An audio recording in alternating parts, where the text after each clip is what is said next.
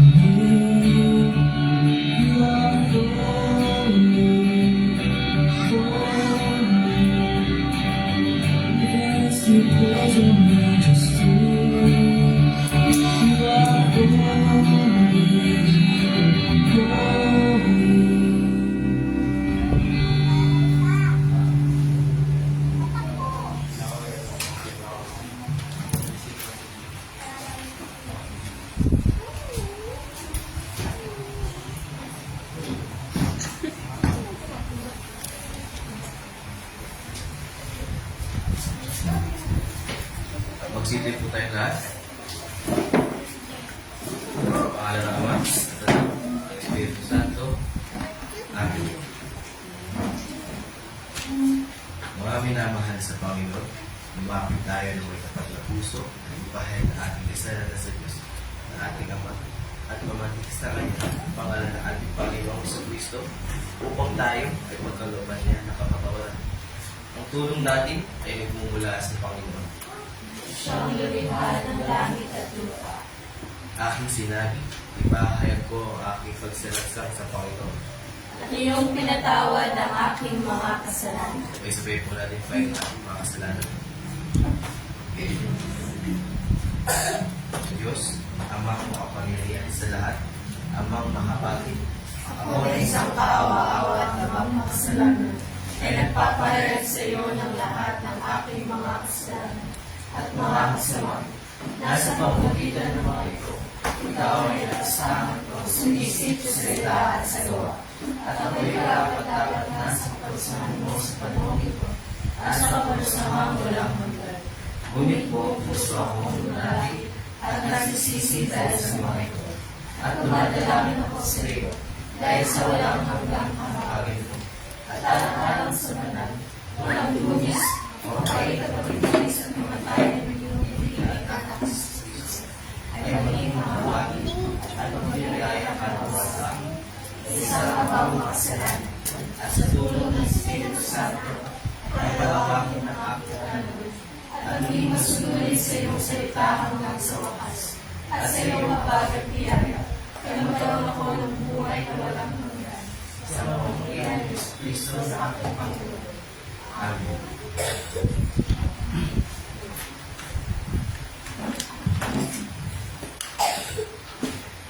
Ang Diyos, ang ating Ama sa langit, ay tunay ngang mahabagin sa atin.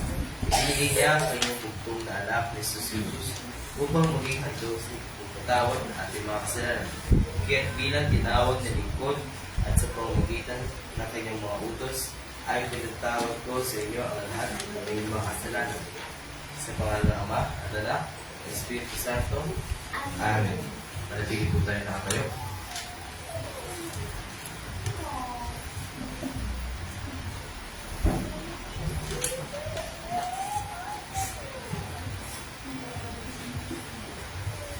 Umawit ng mga himno at siyawit ay purihin. Purihin ang ating Panginoon na kalpa ay tutugin. Ang ulap sa kalangitan ay siyang ang himnalatan. Itong lupa'y ibig ng sagalang tubig ulan. Sa bundok at lugar na may mga damoy ng buhay. Kain ng mga hayop, siya rin ang nagbibigay. Pinapakain niya, nagugutom na ilahan. Hindi siya nalulubot sa kabayo malalakas. Kahit mga pigingkawan, hindi siya nadagal. Ngunit sa may pagkatakot, kasiyahan niya yung lahat. Sa kanilang nitiwala siya magtag ng pag-ibig. Sabay-sabay po natin sa kalit, pagkawan ating sama.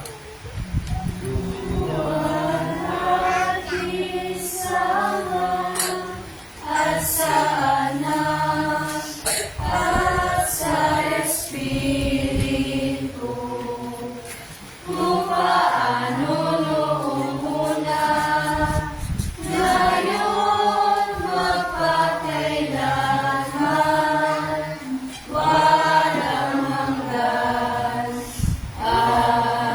Amen. Panginoon, habag ka sa amin. Kristo, habag ka sa amin. Panginoon, habag ka sa amin. Papuri sa Diyos sa itasan. At sa buhay kakayaban sa mga taong kinalulugdan niya, pinupuli ka namin, sinasamba ka namin, niluwalhati ka namin, pinasasalamatan ka namin dahil sa iyong kaluwalhatian. O Panginoong Diyos, Hari ng kalangitan, Diyos na makapangyarihan sa lahat. O Panginoong Diyos, bukong anak ni Jesucristo. O Panginoong Diyos, Order ng Diyos, anak ng Ama, nagalis ng kasalanan ng sanlibutan, habag ka sa amin.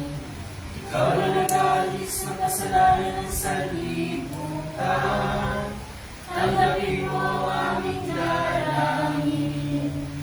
Ikaw na nagtutog sa kanan ng Diyos Ama, habag ka sa amin. Tiyawag ikaw lamang ang banal,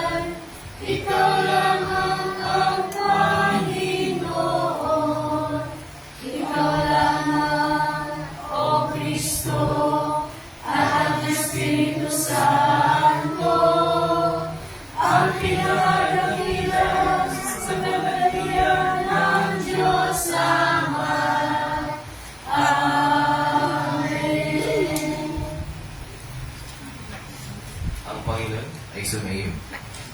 Kanyang Espiritu. Manalangin tayo.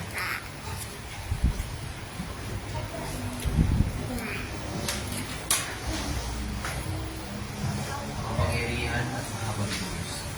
Nakakapumuhay kami bilang mga hinirang mo na nakakapaghandog ng katanggap-tanggap na paglilingkod sa pamamagitan ng iyong pagandahang loob. Ipagkaloob mo na mamuhay kami sa pamamagitan ng pananampalataya at hindi sa pamamagitan ng mga bagay na nakikita. Sa pamamagitan ni Jesus Cristo, iyong anak, aming Panginoon, na nabubuhay at naghahari kasama mo at ng Espiritu Santo, iisang Diyos, ngayon at pakailanman. Amen. Pugsipon po tayo lang para sa pagbasa ng salita ng Diyos.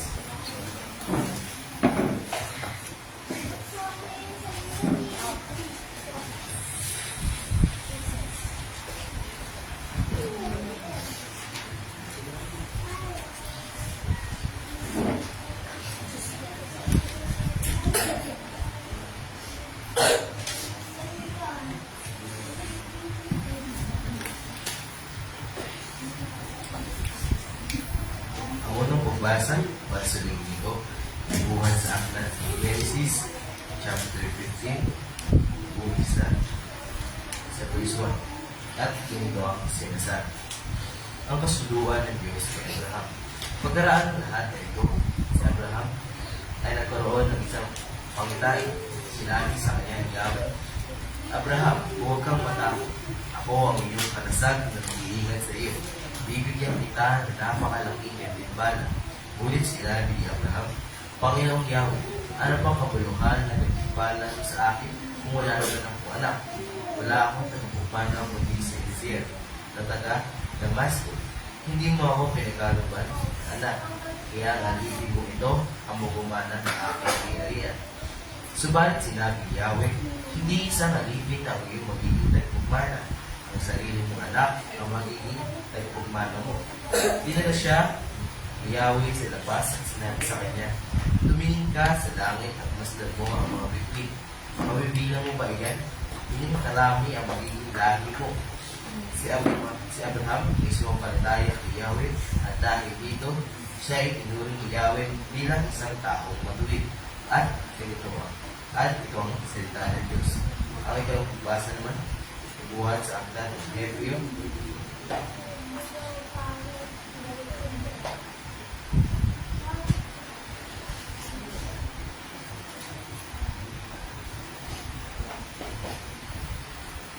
chapter 11, buhisa sa verse 1.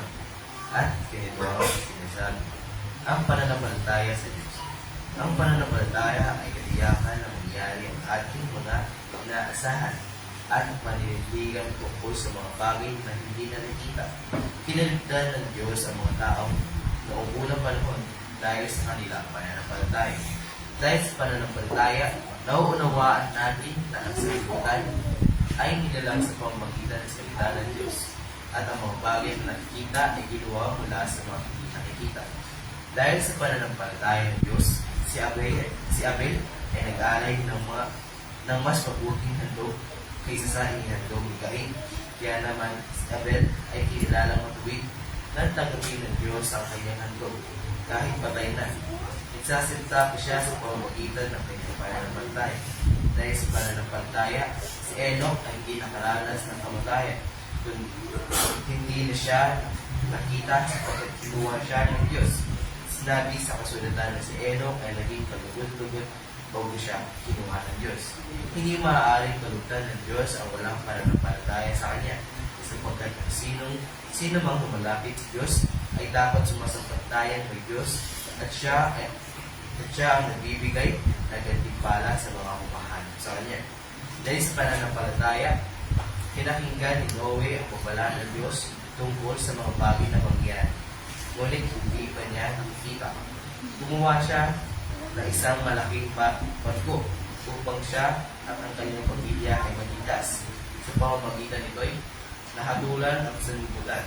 Ngunit si Noe ay hindi lang na matuwid dahil sa kanyang pananampalataya sa Diyos. At dahil sa pananampalataya, Sumunod si Abraham at siya ay utusan ng Diyos upang pumunta sa isang lupain ipinangako sa kanya.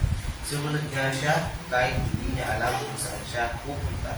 Dahil din sa kanyang pananampalataya, siya ay nanirahan bilang dayuhan sa lupang pinangako sa kanya. Mga tolda ang nagtirahan niya, hindi sila sa akin at ako na tumanggap ng ganoong ding pangako. Sapagkat umasa si Abraham ng isang lungsod na may matag na posisyon at ang Diyos mismo ang nagplano at nagtayo. Dahil din sa pananampalataya, si Abraham ay nagkaroon ng kakayahang maging ama kahit na siya ay matanda na at kahit si Sarah ay hindi na maaari magkaanak pa. Nanalig siyang tutuparin ng Diyos ang kanyang pangako. At ito ang salita ng Panginoon. Magsitin po tayo lahat para sa pagbasa ng Panginoon Balita. Buwan sa mga Lucas, chapter 12, verse 1 sa verse 20. At ganito ang sinasabi. Pananalig sila. Sinabi pa ni Jesus sa kanyang mga alagad, kaya sinasabi ko sa inyo, huwag kayong mabalisa tungkol sa inyong buhay, sa inyong makainis o tungkol sa dalang na kailangan ng inyong pangawan. Sapagkat ang buhay ay pa kaysa pagkain at ang katawan kaysa damit. Tingnan ninyo ang mga uwak. Hindi sila nagtatanim, ni umaaniman. Wala pa rin silang imbakan o kamali. Ngunit pinapakain sila ng Diyos. Higit kayong mahalaga kaysa mga ito. Sino sa inyo ang makakapagdagdag sa kanyang buhay na kahit sa oras dahil sa pagkabalisa? Kung hindi ninyo magawa ang mga ganoong kaliit na bagay, bakit kayo nababalisa tungkol sa ibang mga bagay? Tingnan ninyo ang mga bulaklak sa parang kung paano sila lumalago. Hindi sila nagtatrabaho, hindi umahabi man. Ngunit sinasabi ko sa inyo, kahit Solomon sa kanyang karangyaan ay hindi nakapagdamit ng singganda ng isang mga bulaklak na ito. Kung dinadamitan ng Diyos ang mga damo sa paraang ng buhay ngayon at kinabukasan ininagakong sa kalan, kayo pa kaya? Kay liit ng inyong pananampalataya, kaya't huwag kayong labis na mag-isip kung saan kayo kukuha, nakakainin o iinumin. Huwag na kayong mangamba. Ang mga bagay na ito, pinagkakabalaan ng mga taong pinanalig sa Diyos. Alam ng inyong Ama na kailan ninyo ang lahat ng iyan. Subalit, bigyang halaga ninyo na higit sa lahat ang kaharian ng Diyos at ibibigay niya iyon sa mga bagay na ito. Huwag kayong matakot kung ikawan sapagkat ikanalulugon ng inyong Ama na ibigay sa inyo ang kaharian. Ipagbili ninyo ang inyong mga ari-arian at ipumahagi sa mga lukha ang pinagbilhan. Gumawa kayo ng mga sisidlang hindi naluluma at mag-ikot kayo sa langit ng kayamanan hindi nauubos. Doon, walang magtinakaw na pumapasok at insektong sumisira, sapagkat nasaan ang inyong kayamanan ay naroon din ang inyong mga puso. Ito ang salita ng Panginoon. Manatili po tayo nakatayo at sabay-sabay po natin yung pahayag kung wala naman tayong Kristyano. Sabay siya. Sabay-sabay po tayo. Sumasampalataya po sa isang Diyos sa mga kapangyarihan sa lahat na may likha ng langit at lupa at lahat ng bagay na nakikita at hindi nakikita at sa isa Panginoong Kristo, bugtong na anak ng Diyos na wala sa Ama una sa lahat ng panahon. Diyos buhat sa Diyos, liwanag buhat sa liwanag, tunay na Diyos buhat sa tunay na Diyos. Pinanganak at hindi ilikha, isang sangkap ng Ama, na sa pamamagitan niya ay ilikha ang lahat ng bagay. Dahil sa ating mga tao at sa ating kaligtasan ay bumaba mula sa langit at nagkataong tao sa pamamagitan ng Espiritu Santo kay Virgin Maria at naging tao. Nagpakasakit dahil sa atin sa panahon ni Poncio Pilato. Ipinahos sa krus na matay at ilugin. Na ikatlong araw na buhay na muli sa ayon sa kasulatan. Umakyat sa langit at nakatuklok sa kanan ng Ama. At siya ay babalik na muli na may kaluhian upang hukuman ang mga buhay at mga patay. At ang halian niya ay walang hanggan. at sumasampalataya ako sa Espiritu Santo, ang Panginoon at nagpagbigay buhay, na nagmumula sa Ama sana, na sinasamba at niluwalhati kasama ng Ama at Anak, nagsalita sa pamamagitan ng mga propeta, at sumasampalataya ako sa iisang banal, Kristiyano at Apostolikang Iglesia. Naniniwala ako sa isang Biblia, sa kapatawad ng mga kasalanan, at umaasa ako sa pagkabuhay ng muli ng mga patay, at sa buhay ng panamagalan. Amen. Magsipulo po tayo lahat.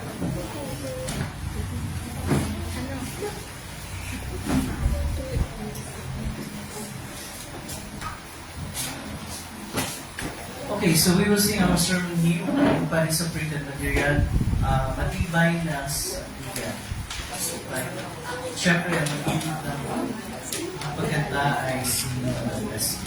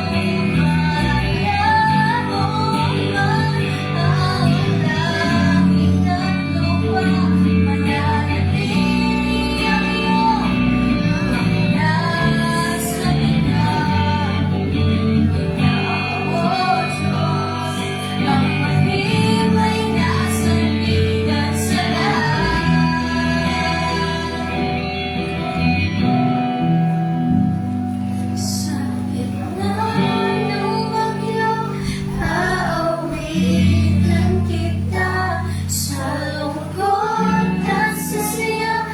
Pupurihin kita. Ikaw, O Diyos, ang mahimay na sandigan sa lahat.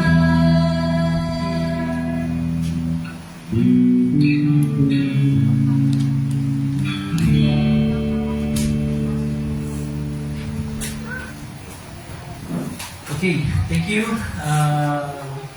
Even Luke and of course Blessing leading us sa ating sermon theme for today. And so ngayon, ano tayo, Sunday school time.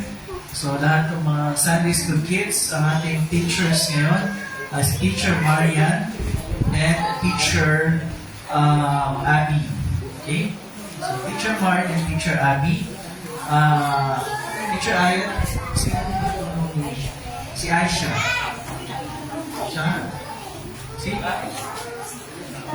Aisha at saka ikaw. Diyan ka lang daw, Jen.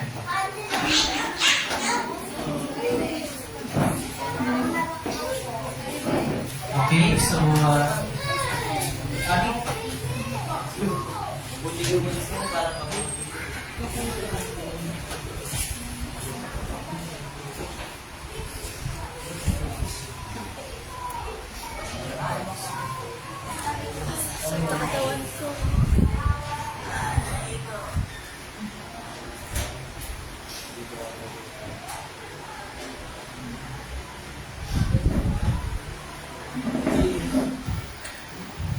Good morning, everyone. Na umaga, and sumayin mo lahat ang masaganang kagandahan loob at kapayapaan mula sa Diyos na ating Ama sa pamamagitan ni Kristo Jesus na ating Panginoon. Amen. Okay, so narinig na ba ninyo yung word na Saln? S-A-L-N. Saln. Yung Saln, ano yan?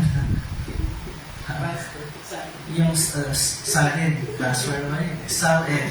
So it's 4 letters, S-A-L-N. Saln ang ano niya. Isa yung document na required yung lahat ng mga government officials na mag-submit every year. So yung SALN stands for Statement of Assets, Liabilities, and Net Worth. So S-A-L-N. So lahat ng government official every year requires yun ang mag-submit niyan. And ang purpose niyan ay para it's one of the anti-corruption measures para na-check ng gobyerno kung habang nanunungkulan ba yung isang government official ay tumataas yung kanyang yung kanyang assets and network. Kasi kung lumalaki yun, there's something na may ginagawa yung government official. So that's one of the anti-corruption measures ng gobyerno. Kung tayo kaya halimbawa, papagawain tayo ng Diyos ng spiritual Saln natin. Ang ating spiritual Saln, statement of assets, liabilities, and net worth. Ano kaya ay magiging naman ng ating mga spiritual Saln?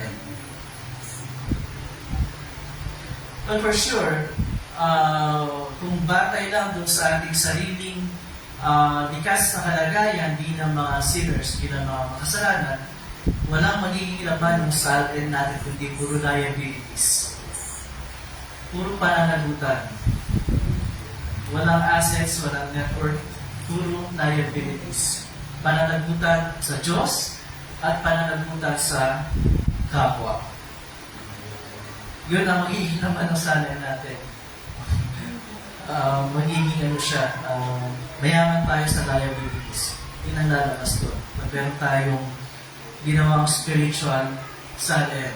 At isa doon sa mga liabilities natin, isa sa mga pananagutan natin sa ating Diyos ay yung dapat tayong manampalataya sa Kanya na ating buong puso, ating buong pag-iisip, na ating buong kaluluwa, at ng ating buong lakas. In other words, na isa sa mga pananagutan natin ay dapat tayong magtiwala sa Diyos 100%. The problem is, hindi natin yun nagagawa. Diba?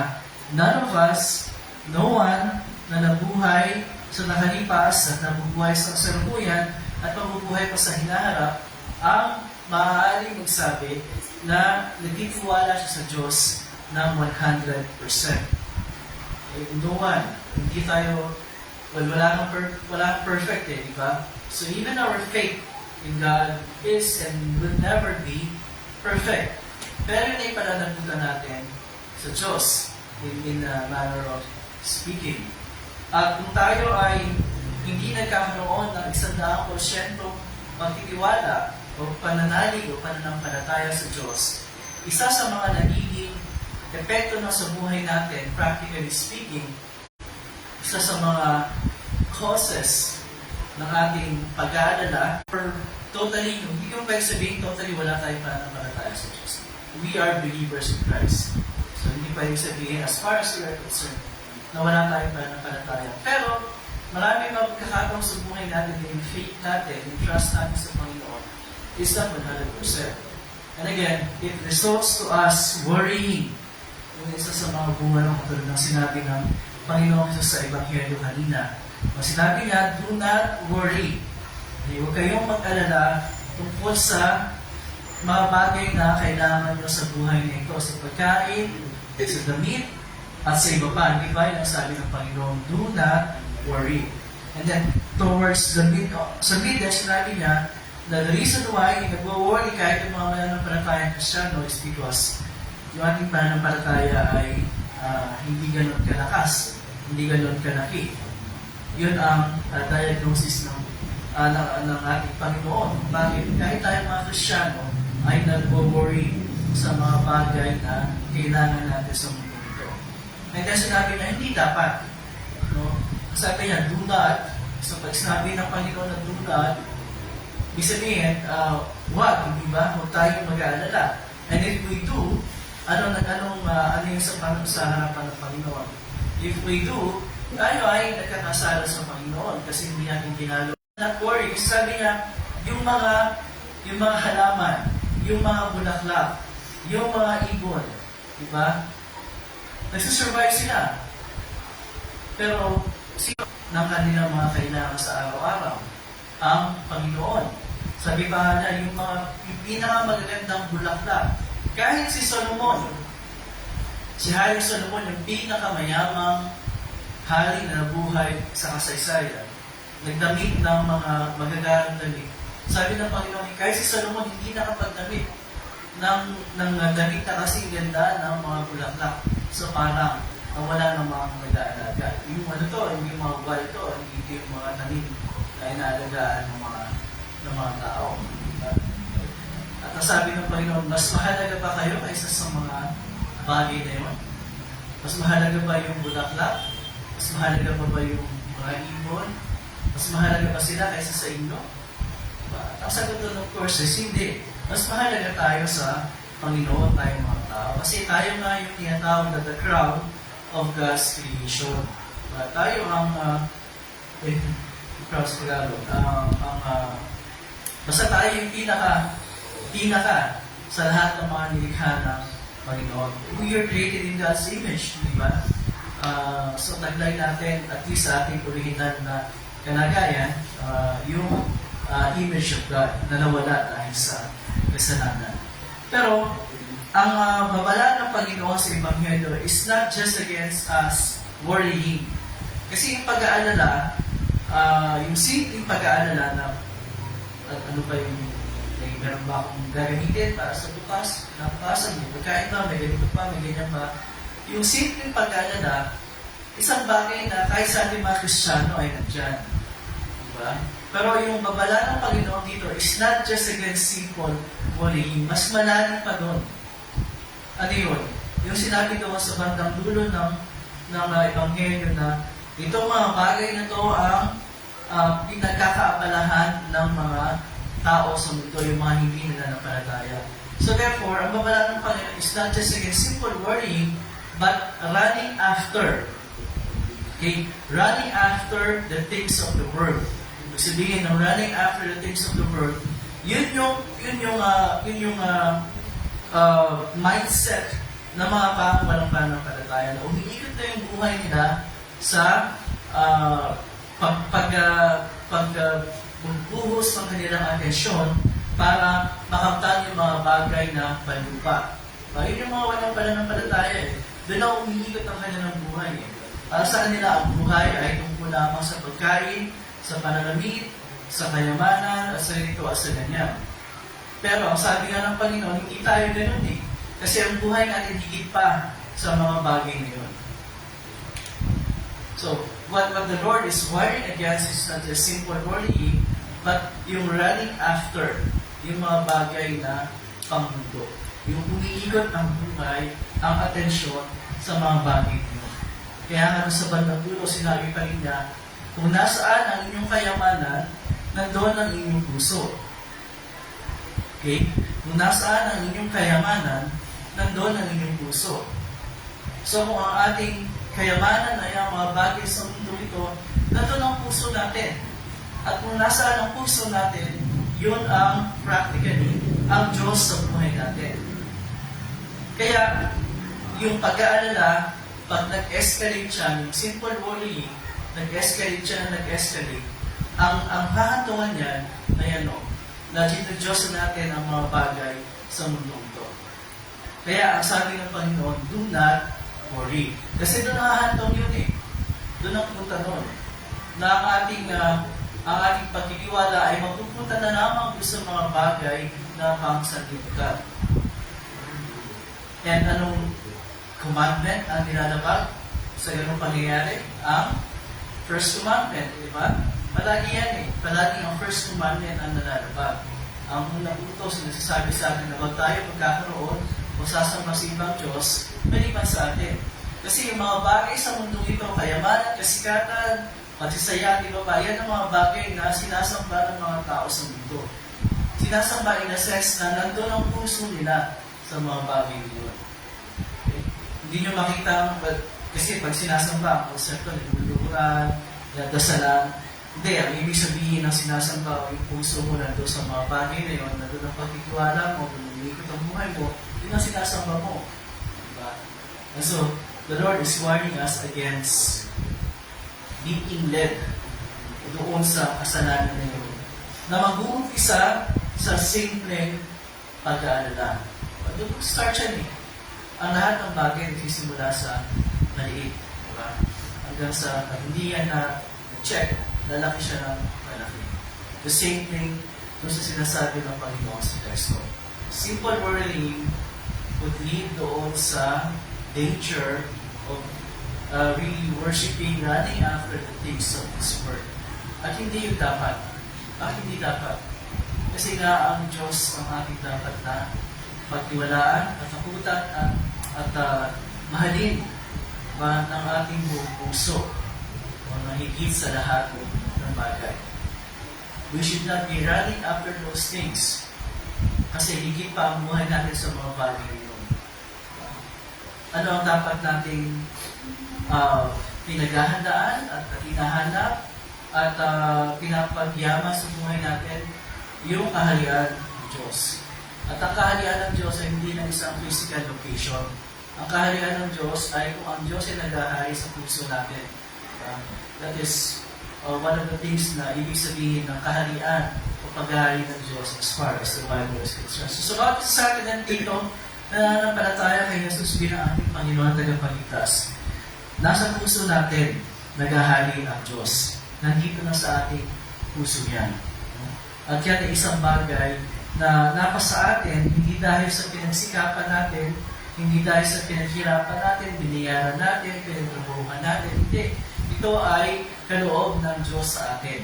Ang ating pagtiwala kay Jesus bilang ating Panginoon at tagapagligtas is a gift of God. Kahit ang pananampalataya sa Diyos is a gift of God. Hindi ito resulta ng ating mga efforts. Of course, tayo ang nananampalataya, pero yung pananampalataya niya, sino ang nagtanim sa puso natin?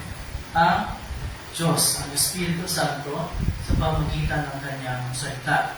Simula nung tayo ay mabautismuhan, di ba? Na tayo ay tinuring ng mga anak ng Diyos sa pamagitan ng pananampalataya sa Kanya. So kung tayo ay kung ang Diyos ay naghahari sa puso natin, then therefore, dapat yun ang pinagyayaman natin. At hindi yung mga kayamanan sa mundo. Again, hindi naman masama, di ba? Hindi naman masama na kailangan natin yung mga bagay para mabuhay tayo. Kailangan natin pagkain, kailangan natin ng tahanan, kailangan natin ng damit, kailangan natin yung mga bagay yun. And even the Lord, di ba, teaches us, nung tinuro niya sa atin yung Lord's Prayer, diba tinuro niya sa atin di ba? Give us this day our daily bread. Ang Diyos mismo nagsabi sa atin, yung daily bread, it means yung lahat ng bagay na kailangan sa mundo ito para mabuhay. So, hindi naman masama Pero ang masama is that we are running after those things. Umiikot yung buhay natin at isinasatabi na natin ang ating pananampalataya sa Diyos. At tayo ay gumagaya na sa takbo ng sanlibutan ito na ang buhay ay umiikot na lamang sa pagkain, damit, at iba't iba pa mga bagay sa mundo. So, yung sinasabi sa atin ng Panginoon sa Ebanghelyo, huwag yun ang gawin natin. Of course, nag-aalala tayo, meron pa rin tayong mga worries, pero bilang mga Kristiyano, anong dapat natin gawin sa ating mga pag-aalala? We lay them down at the feet of Jesus. Dinadala natin sa paanan ng ating Panginoon. So, ibig sabihin, isinusuko natin sa Kanya. Inilalapit natin sa Kanya, ipinagkakatiwala natin sa Kanya. In that way, sa halip ng pag-aalala, ang napocultivate sa puso natin ay pagtitiwala sa Diyos, sa ating Panginoon. Pagtitiwala na gagawin niya kung ano yung pinaka-best para sa atin. Ibibigay niya kung ano talaga yung pinakailangan natin. Kasi minsan, yung mga iniisip natin na kailangan natin, ay hindi naman pala yun yung pinaka-best para sa atin. Diba? Minsan, yung mga iniisip natin kailangan natin, ay hindi naman talaga kailangan natin. Hindi pala siya deep. One pala siya. Diba? And the Lord knows what we need. Diba? Hindi lang yung what we want, hindi what we need, what we really need. Diba? Ang sabi nga, ang health is wealth, ang kalusugan ay kayamanan. Diba? Pero kung meron tayong kayamanan na may pagmamalaki natin bilang mga Kristiyano, yun ay ang paghahari ng Diyos sa puso natin. Ang paghahari ng Diyos sa puso natin ay ang ating tunay na kayamanan. Kasi hindi yun maaagaw sa atin ng kahit sino man. Yung lahat ng kayamanan sa mundo, yung mayaman, yung pinakamayaman, pwedeng mapantayan ng yaman niya ng iba pang tao. Diba? Pero yung kayamanan natin bilang mga Kristiyano, na nasa puso natin ang paghahari ng Diyos, which means that nasa atin yung pagpapatawad ng Diyos, nasa atin yung katiyakan ng kaligtasan, nasa atin yung patubay ng Espiritu Santo. Hindi yan isang bagay na matatapatan ng kahit na sino pinakamayamang tao sa mundo. Bakit? Kasi ang ibinayad dyan ng ating Panginoon para mapasa atin ay ang kanyang precious blood. At wala nang kahit ano pang mas precious pa sa dugo ng ating Panginoong Jesus. Kaya yung sabi ko kanina, kung tayo ipapalawin ng Diyos ng spiritual salad, as far as our sinful nature is concerned, walang magiging laman yan kundi liabilities, pananagutan. Para yung lahat ng mga liabilities natin ay pinatawad na ng ating Panginoon. Pag nasabit tayo sa Diyos, hindi mo tayo sasabitin. Pero halimbawa, masabit tayo sa Diyos ng ating spiritual salad, wala na yung end doon. Wala na yung liabilities doon. Sana lang. S-A-N. What we have before God, bilang mga Kristiyano, ay assets and net worth. Yung liabilities, yung kasalanan, yung pagkukulang, at iba pa, pinatawad ng lubos sa ating Panginoon. Minsan, ang hirap isipin. Minsan, ang hirap tanggapin na really, sa harap ng Diyos, malinis talaga tayo. Diba? Kasi we would always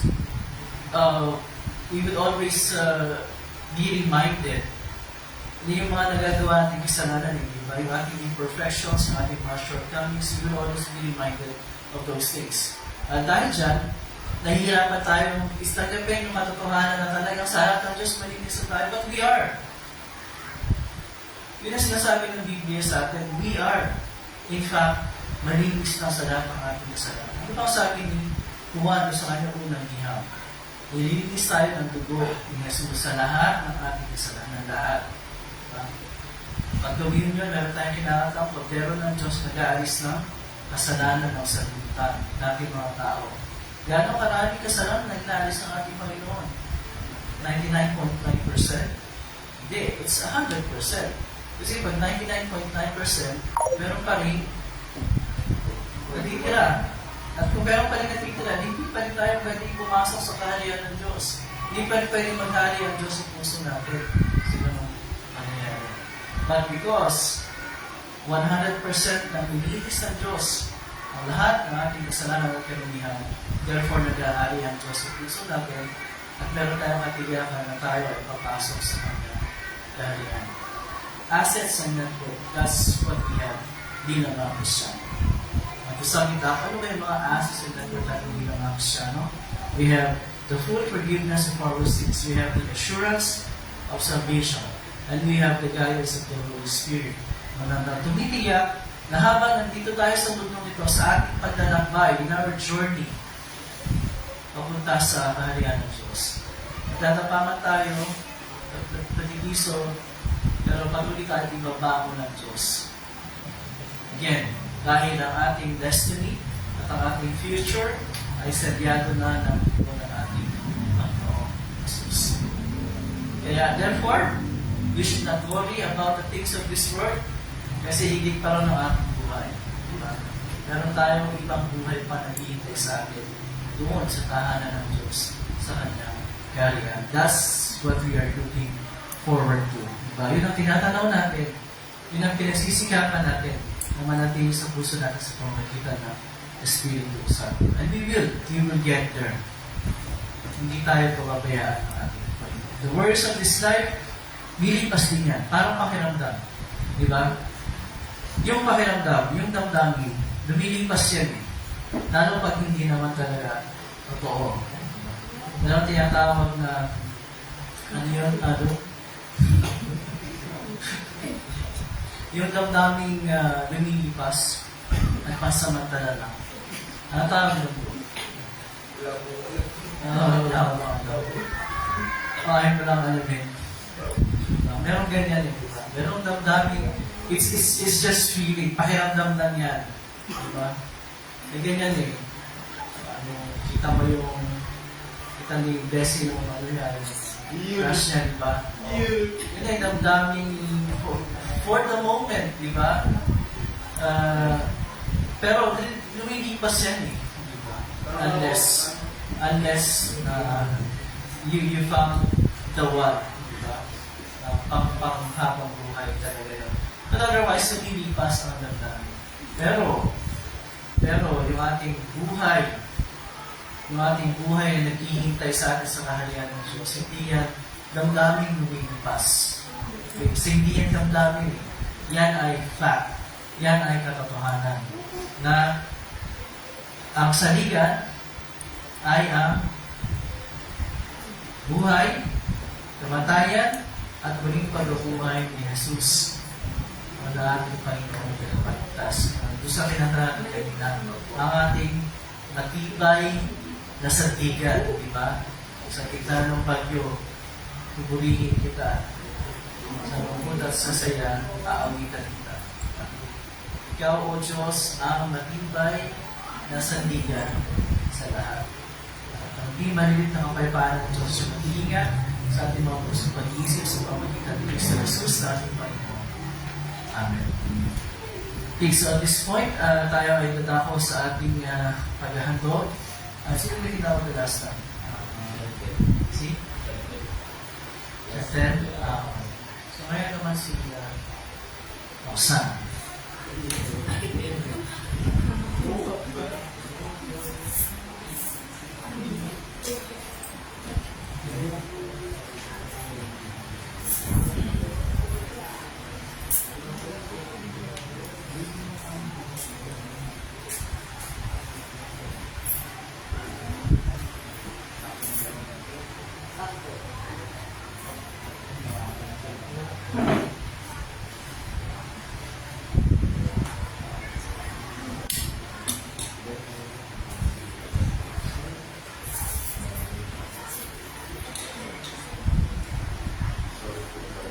Okay, so bago tayo dumako sa ating general prayer, meron ba kayo gusto kasama sa prayers natin? Hihingi nga ako sa salamat. Meron ba mag-birthday this week? Okay, listahan po.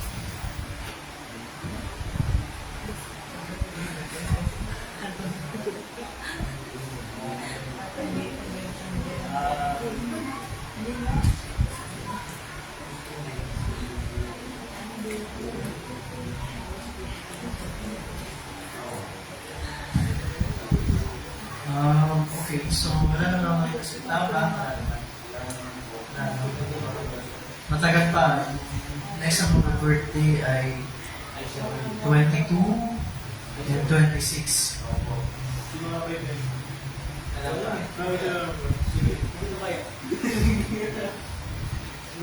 Matagal pa yung 22 at 26. Silang dalawa na lang. Last week pa talaga. Pareho bang last week yun? 22 and 26. So last week na August pa pala yung kasunod. Okay, so kung wala, then we will go to the Lord in prayer. Please be seated. And then pagkatapos nun, we will continue with the liturgy for Holy Communion. Okay, so tayo lahat ay manalangin.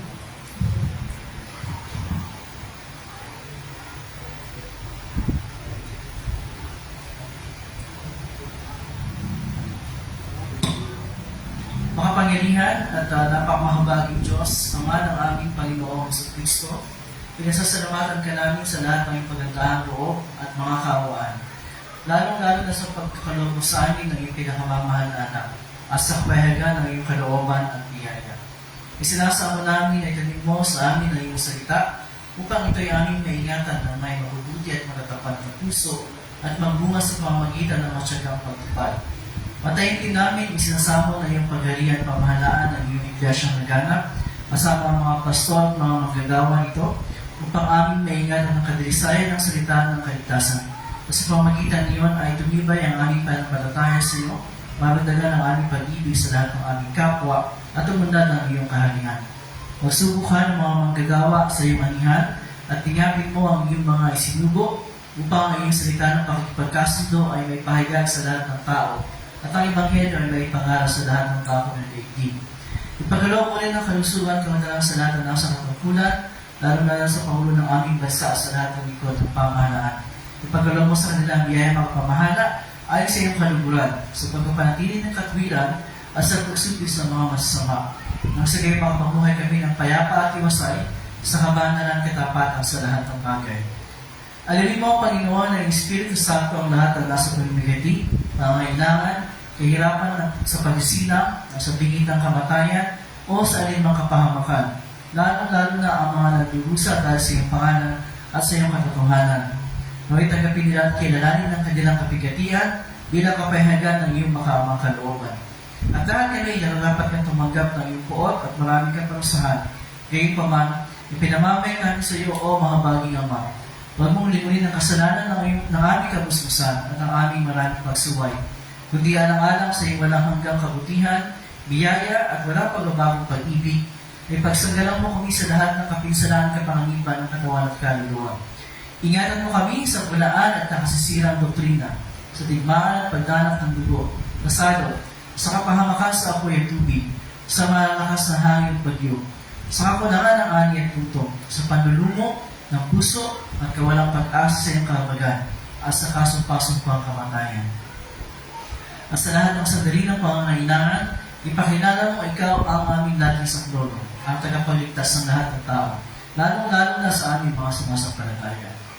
Tanggapin mo, O Diyos, ang aming mga katawan at kaluluwa at lahat ng aming mga handog na aming iniaari sa iyong harapan, sapagkat kami yung pinili mo po ang iyo at mamuhay para sa iyo.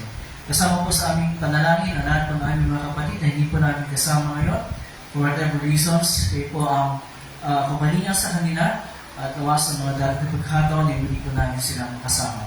Kasama po sa aming panalangin ang aming mga kapatid sa ibang lugar, lalo-lalo na sa bahagi ng Davao, sa pangunan ni Pastor Marsan at sa probinsya ng Sarangani, General Santos sa pangunan ni Pastor Vito. At sa aming po mga plano upang pag-isahin ang aming mga kapatiran, sa iyong isang kapatiran. Nawa, Panginoon, kayo magbigay ng tagumpay sa plano ito sa ikakumpuli na iyong pangalan at sa lalo pang ikalalagaan ng salita. At sa lahat po ng mga narito ngayon, kayo po ang magkaloob ng pagpapala sa amin at pagkalinga at sa aming buong pamilya. Ang lahat ng ito at ipapamahagay na sa aming hinihingi ulit hindi namin nasabit ay ang hinihingi sa pinagpapasalamat alang-alang sa mapait na pagdulusa at kamatayan ng Yesu Kristo ay bugtong na anak na aming Panginoon at tagapagligtas na nabubuhay at tagahari kasama mo ng Espiritu Santo ay isang Diyos magpakailanman. Amen. Tayo natin tumayo at magpapatuloy tayo sa paghahanda sa hapag ng Panginoon.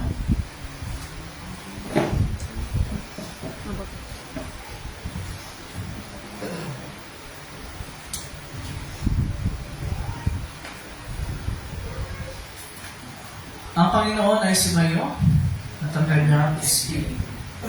Magalang ang inyong mga puso. Magalang tayo sa Panginoon. Magpasalamat tayo sa ating Panginoong Diyos na rapat at matuwid na gawin niya.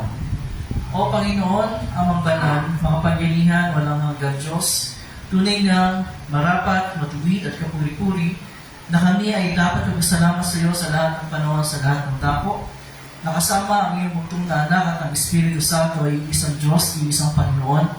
At sa pagpapahid ng isang tunay na Diyos, kami ay sumasamba sa isang Diyos sa may tatlong persona at isang kabuuan na naghahari magkakapantay. Kaya kasama ng mga anghel at mga kanghel at ng buong buo ng langit, aming pinupuri at dinadakila ang malalhati mong pangalan, laging pinupuri ka at sinasabi, Banal, banal, banal, Diyos na Panginoon ng mga hukbo, ang langit at ang lupa ay puno ng iyong kawalhatian. Hosana, Hosana, Hosana sa kaitaasan. Purihin nawa siya, purihin nawa siya, purihin nawa siya na pumaparito sa pangalan ng Panginoon. Hosana, Hosana, Hosana sa kaitaasan. Ating sabay-sabay nagpipikasin ang Ama namin. Ama namin nasa langit, sambahin nawa ang pangalan mo. Ikaw nawa ang maghari sa amin. Sundin nawa ang iyong kalooban dito sa lupa tulad ng sa langit. Bigyan mo kami ng pagkain kailangan namin sa araw na ito. At patawarin mo kami sa aming mga kasalanan, tulad ng pagkapatawad namin sa mga nagkakasala sa amin. At huwag mo kami gahati sa tukso, hindi ilayo mo kami sa masama, sapagkat sa iyo ang kaharian at ang kapangyarihan at ang kalulatihan magpakailanman. Amen.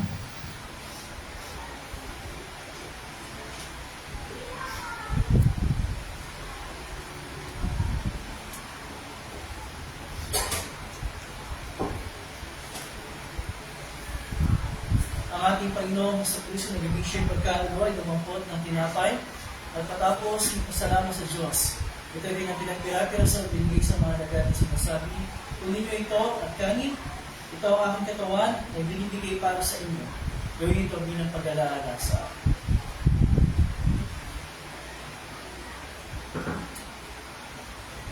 Sa ganitong paraan, hinawakan niya ang saro pagkatapos ng pagkukunan at ang magpasalamat na siya sa Diyos ay binigay niya sa kanila na sinasabi, uminom kang lahat ito sapagkat ito ang dugo ng tipan.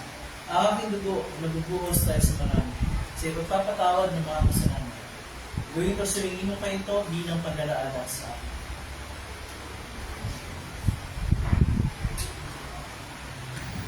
Ang kapayapaan ng Panginoon ay laging sumayo. Amen. O Kristo, ikaw ang kordero ng Diyos na nag-aalis ng kasalanan ng sanlibutan. Mahabag ka sa amin. O Kristo, ikaw ang kordero ng Diyos na nag-aalis ng kasalanan ng sanlibutan. Mahabag ka sa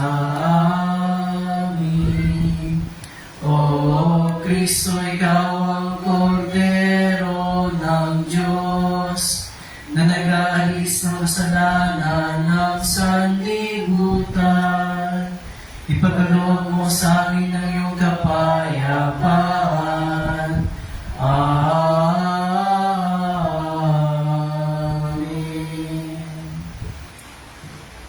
Tayo natin mo po. Check muna natin kung tapos na sila.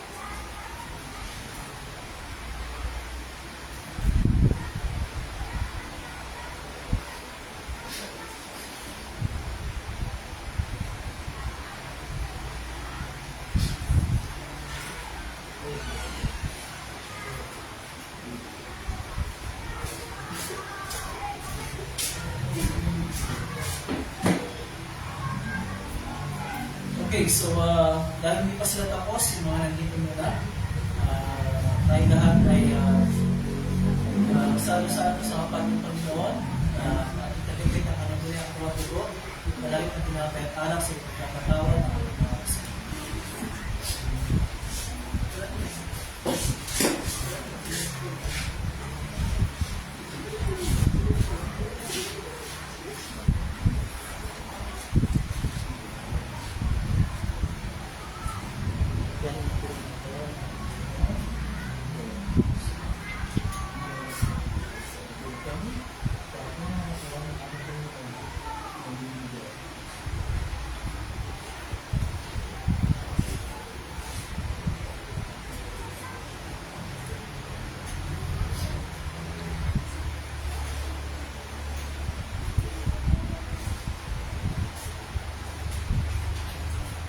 At ang tunay na katawan at nagbunuwa na ating Panginoon sa puso siya nagtatasa ng mga sino.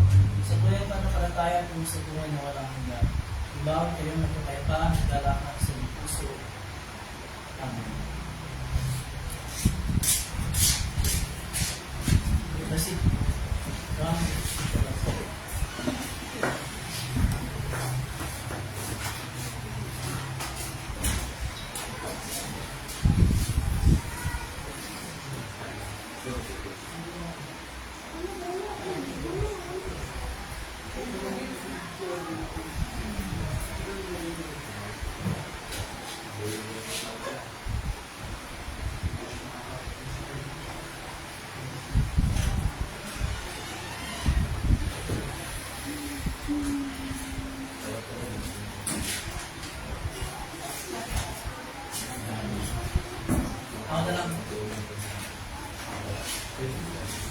Ako na lang.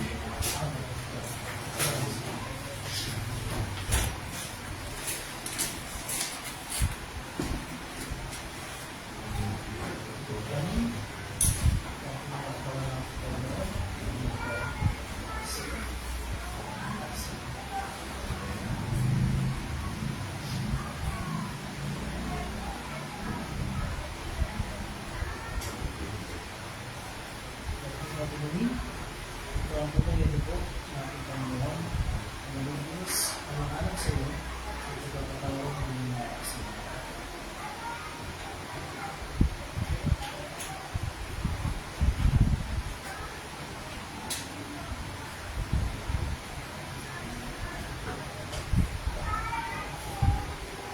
Tampunin ang katawan ng gumawa ng aking Panginoon sa Kristo siya ang pagkas ng mga sa iyo. Sa pananampalataya kung sa buhay ng mga hanggan. Ibawang kayo ng kapayapaan at lalakan sa iyong puso. Amen.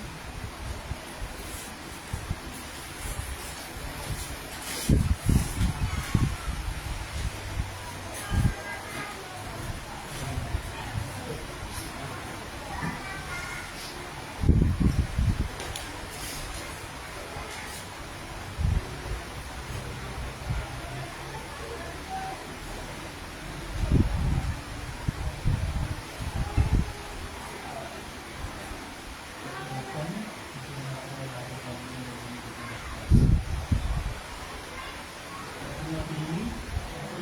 ng Panginoon. Dito sa mga sa iyo. Pagkakatawa ng mga sa iyo. Pagkakatawa ng mga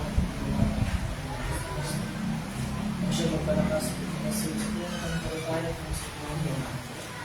Ito yung bawat ka.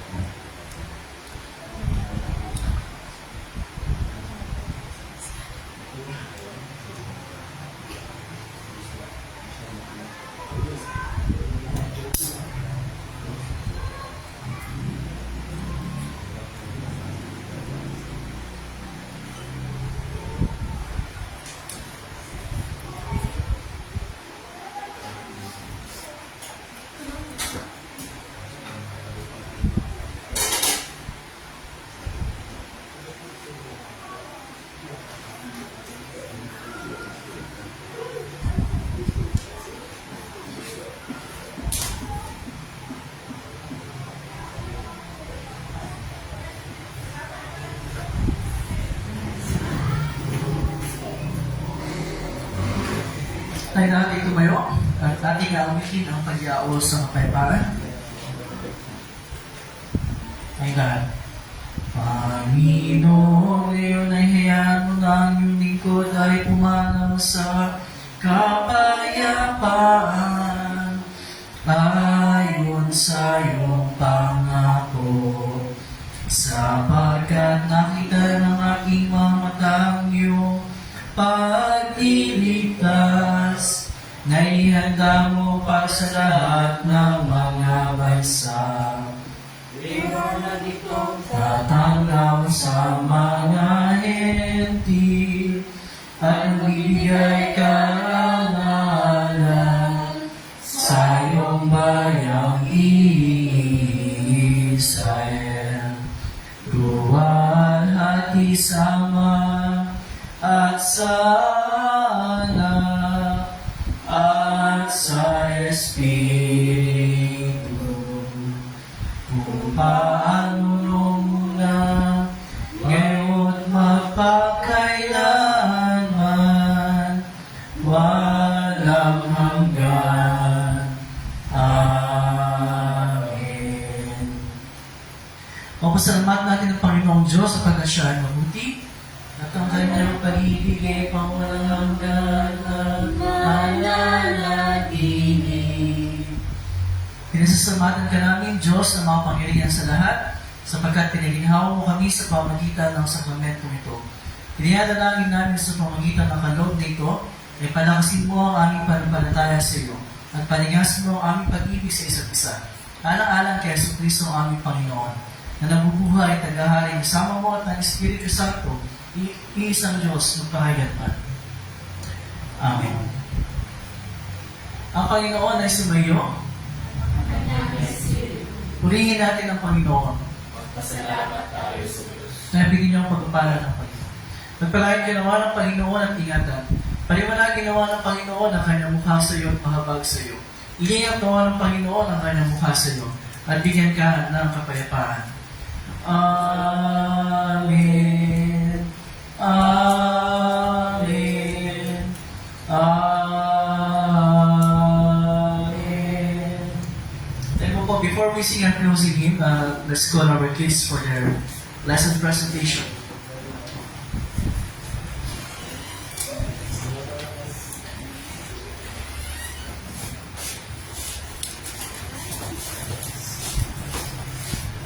Dito sa harap, dito sa harap. Dito.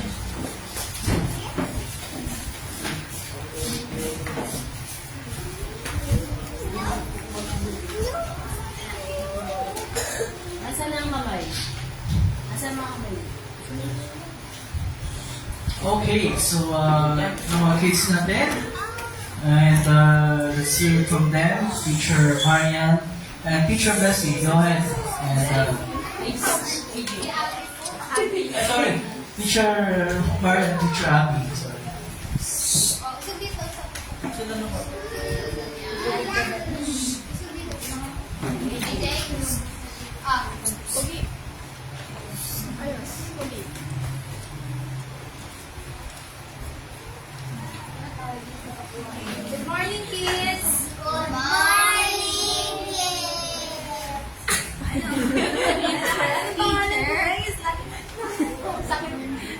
Salamat. Okay, ulit. Good morning, kids. Good morning, Teacher Abby. And, Teacher Maria. okay. So, ano yung lesson natin for today? About sa creation. So, no first day, ano yung ginawa ng first day? Liwanag. Tama. Yung second day?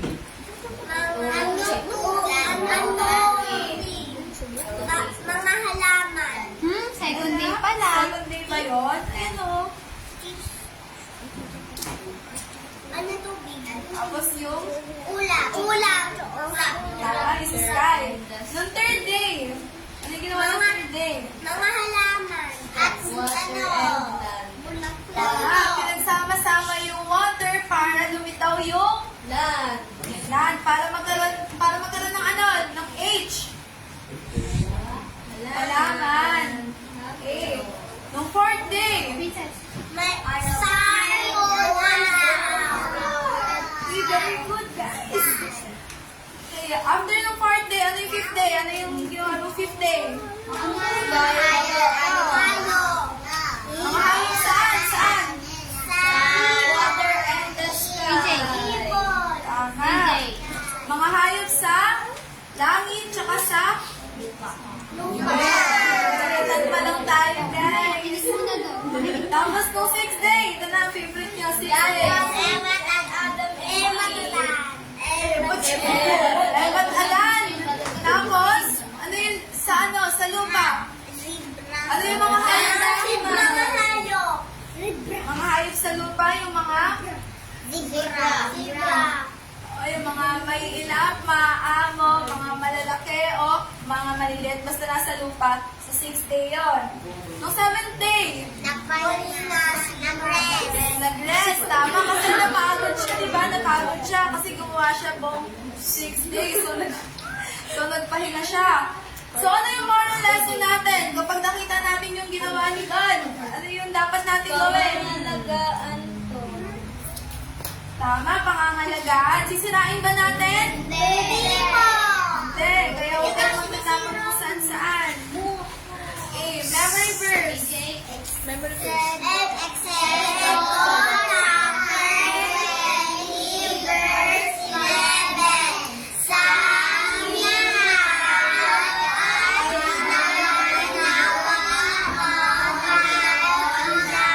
Ulit.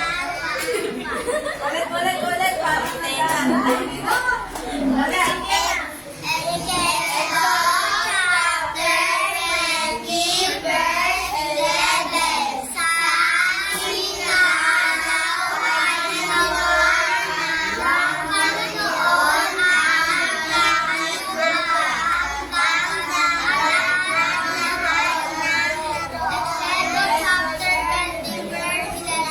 Wow, so galing talaga. Okay, thank you mga kids. Thank you Teacher Abby and Teacher Marian. Okay, so now we will sing our closing song. We'll sing Made for Worship. We have limited copies, so share na tayo ha. And Bessie will again lead us.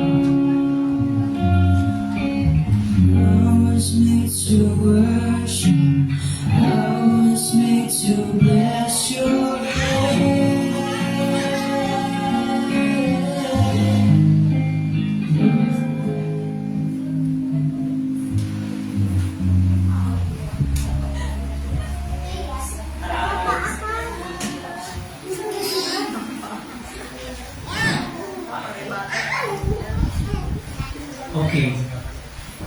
Guys, mga bata, sinasabi natin pagmagulo, ha? Hindi pa tayo tapos.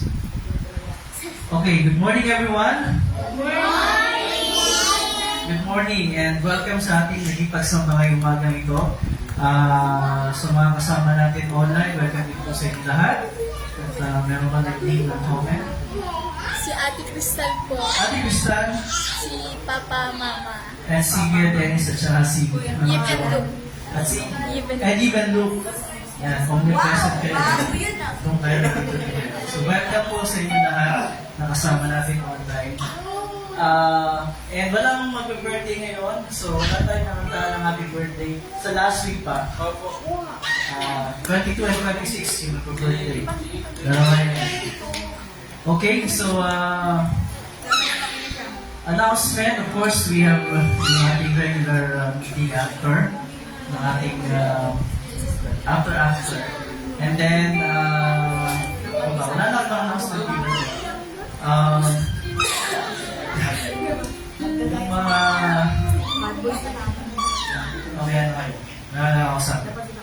Okay, so very good sa mga kasama natin na nag-meet ng ating pagsamba. Welcome back. And of course, Presley. And our teacher, Coach Jay, Teacher Mari, at sa teacher thank you. And of course, ating teacher Liza for monitoring our live streaming after the class. Okay, so I guess that's it. Dati gawin yung lahat ng mga students and teachers mauna doon sa Sunday School Hall para sa inyong staff. Okay, that's it for today. God bless you all.